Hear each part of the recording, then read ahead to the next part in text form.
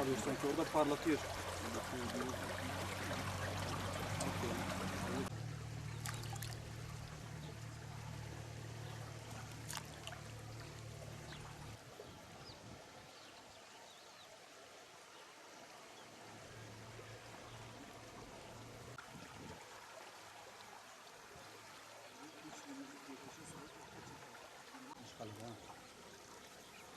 Üç kale ise hilal şeklindedir.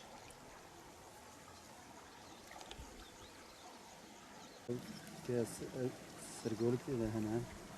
Peki de ya. Hani? O böyle ki.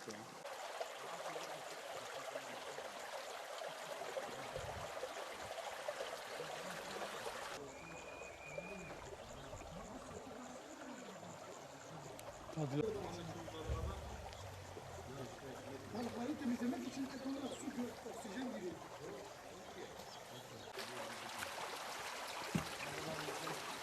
Abi hiç bilmiyorum. Alo. Biçine kadar. Aleyküm selam.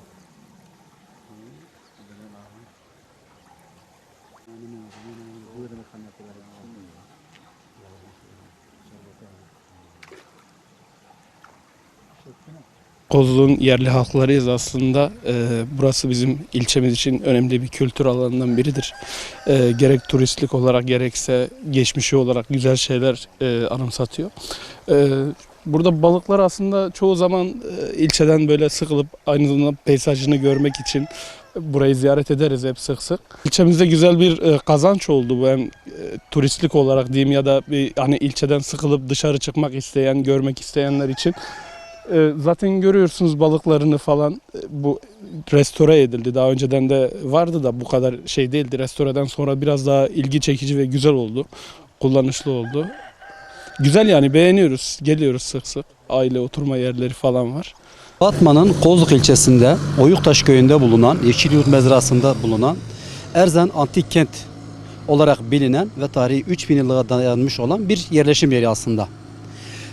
Urfa, yani Şanlıurfa Balıkgöl'den sonra bu mahiyette Balıklı Gölü olan ikinci büyük bir balıklı gölümüz aslında. Ancak çeşitli nedenlerden dolayı ve tanıtımın eksik olmasından dolayı yeterince ziyaretçi buraya çekemedik maalesef.